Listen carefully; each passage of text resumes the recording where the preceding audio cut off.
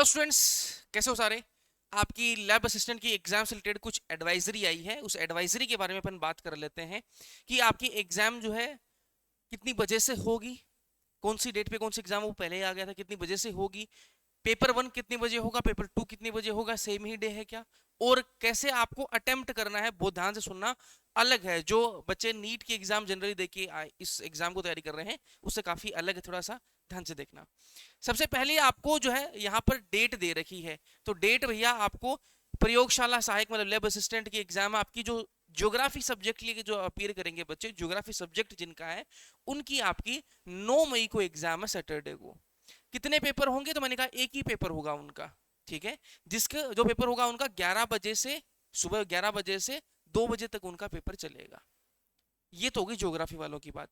अच्छा भैया, साइंस वालों का पेपर की बात करो, लैब असिस्टेंट जो साइंस की सब्जेक्ट से दे रहे हैं, तो विज्ञान वालों का जो है वो 10 मई को है, ठीक है।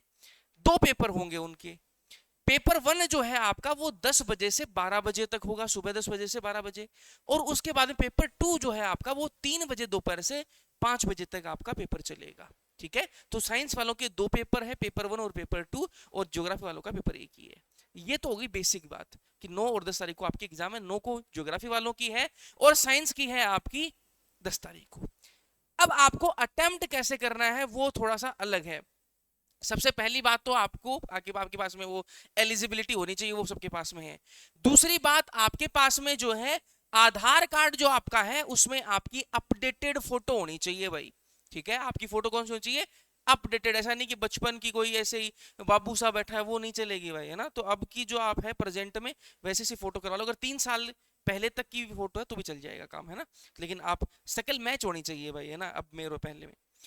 तो अभ्यर्थी अपनी पहचान पत्र में फोटो यदि 3 वर्ष या उससे अधिक पुरानी है तो उसे अपडेट करा लिया जाना सुनिश्चित करें। तो 7 दिन के अंदर अपडेट हो जाता है, तो आप अपडेट अभी करवा लो, ताकि परीक्षा आयोजन के समय परीक्षा प्रवेश पत्र में प्रिंट फोटो का मिलान आपके मूल पहचान पत्र में फोटो से हो सके तथा आपके प्रवेश के समय कोई कठिनाई ना हो। मतलब आपने जो फोटो लगाई है अपने एडमिट कार्ड में और आपका जो है आधार कार्ड में, वो फोटो मैच होनी चाहिए, आपकी शकल मैच होनी चाहिए।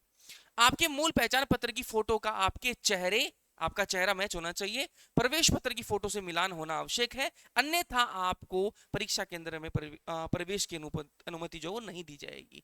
तो बिल्कुल बेसिक बात होगी कि भैया हमें आधार कार्ड हमारा अपडेट नहीं है तो हम अपडेट करा लेंगे।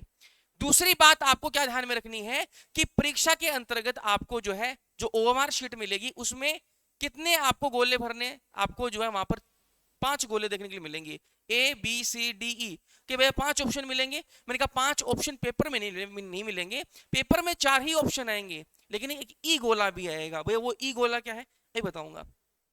तो आपका जो परीक्षा जो है प्रश्न पत्र जो है उसके अंदर आपको गोले दिए जाएंगे, 5 विकल्प दिए जाएंगे, जिनमें 4 विकल्प जो आपके होंगे ए बी सी डी, वो आपके क्वेश्चन से संबंधित होंगे कि आपका जो है क्वेश्चन में ए ऑप्शन सही है कि बी ऑप्शन सही है, सी ऑप्शन सही है, डी ऑप्शन सही है, उससे रिलेटेड होगा। अगर ए सही है तो ए वाला भरोगे, बी वाला सही है तो बी वाला भरोगे, सी वाला सही है तो सी वाला भरोगे।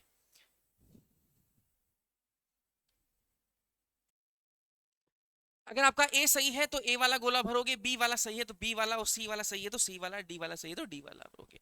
तो भैया ये ई वाला गोला कब भरना है, मैंने कहा जब आपको प्रश्न छोड़ना है कि मुझे नहीं आता है ये प्रश्न, मैं इसको छोड़ना चाहता हूं खाली, तो आपको ई गोला भरना अनिवार्य है। अगर भैया हमने ई वाला गोला नहीं भरा तो क्या होगा, अगर आपने ई गोला नहीं भरा है तो आपका जो है वो नेगेटिव मार्क गिना जाएगा कि आपने क्वेश्चन गलत किया है। चाहे आपने किया ही नहीं है, आप छोड़ना चाहते हो तो आपको ई गोला भरना जरूरी है भाई। छोड़ना चाहते हो तो ई गोला भरना पड़ेगा। अगर आपने नहीं भरा ई गोला तो आपको नेगेटिव मार्क मिलेगा उसका, है ना, 1/3 आपकी जो नेगेटिव मार्किंग है वो होगी। ये बात ध्यान में रखना। अगर आपने 10 से ज्यादा ऐसे प्रश्न है जिनके अंदर आपने कोई ऑप्शन भरा ही नहीं है, ना ई गोला भरा है, तो आप जो है एग्जाम से ही बाहर हो जाओगे, आपका रिजल्ट ही नहीं आएगा। तो यहां पर ध्यान से सुनना।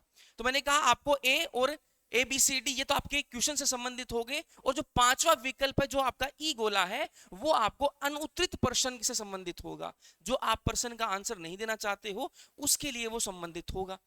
अभ्यर्थी को ओएमआर उत्तर पत्रक पर संबंधित प्रश्न क्रमांक के लिए सही उत्तर निर्दिष्ट करने हेतु ए बी सी डी, अर्थात पहले जो 4 होंगे option A B C D वो आपके क्वेश्चन से रिलेटेड होंगे, मैंने आपको ऑलरेडी बता दिया। उनको आप नीले बॉल पॉइंट पेन से गहरा भरना है, आपको अच्छी तरीके से भरना है। यदि अभ्यर्थी कोई प्रश्न का उत्तर नहीं देना चाहता है तब आपको क्या करना है, पांचवा विकल्प गोला जो ई है उसको आपको गहरा करना है। समझ में आई बात? अगर आपको नहीं आंसर देना है किसी क्वेश्चन का तो आपको पांचवा भरना पड़ेगा, ठीक है। यदि पांचों विकल्पों में से कोई भी विकल्प गोला गहरा नहीं किया गया तो उस प्रश्न को के अंक को 1/3 भाग मतलब 1/3 जो है आपका काट लिया जाएगा, मतलब नेगेटिव मार्किंग में गिना जाएगा। अब और सुनो, 10% से अधिक प्रश्न, मैंने 10 क्वेश्चन बोला, 10% से अधिक क्वेश्चन में अगर किसी भी विकल्प गोले को अभ्यर्थी द्वारा गहरा नहीं किया गया तो उसे परीक्षा के लिए अयोग्य घोषित कर दिया जाएगा। अगर आप 10% से अधिक क्वेश्चन, जैसे 100 क्वेश्चन आएंगे तो 10% क्या हो जाएगा आपका, 10 क्वेश्चन हो जाएंगे। 200 क्वेश्चन अगर जीके वाले पे अपन जोड़ ले 200 क्वेश्चन में से 20 क्वेश्चन में आपने ऐसा कर दिया कि ई वाला गोला नहीं भरा है, फिर कोई भी गोला नहीं भरा, तो आपका जो है आप एग्जाम से बाहर हो जाओगे। समझ में आई कहानी? ठीक है। तो इसलिए अगर आपको क्वेश्चन आ रहा है ABCD में से कुछ भी आ रहा है तो आप ABCD भरोगे, नहीं आ रहा है आप छोड़ना चाहते हो क्वेश्चन तो आपको ई गोला भरना है, ठीक है। मतलब कोई भी गोला खाली नहीं छोड़ना, बात ये है।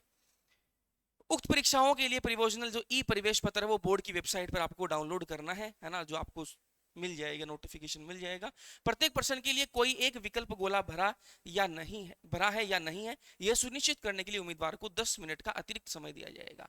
आपका जो भी एग्जाम टाइम है उसके अलावा आपको 10 मिनट और एक्स्ट्रा दी जाएंगी कि आप भाई चेक कर लो कि आपने सारे गोले भर दिए हैं क्या, जो आपको नहीं आ रहा था क्वेश्चन उसमें आपने ई गोला भर दिया है क्या, वो आपको ध्यान रखना है। तो मेन आपको जो दिक्कत आएगी वो ई गोले वाली आ सकती है, तो ई गोला वाला आप ध्यान में रखना भाई, है ना। अगर नहीं आ रहा तो ई गोला भरना है।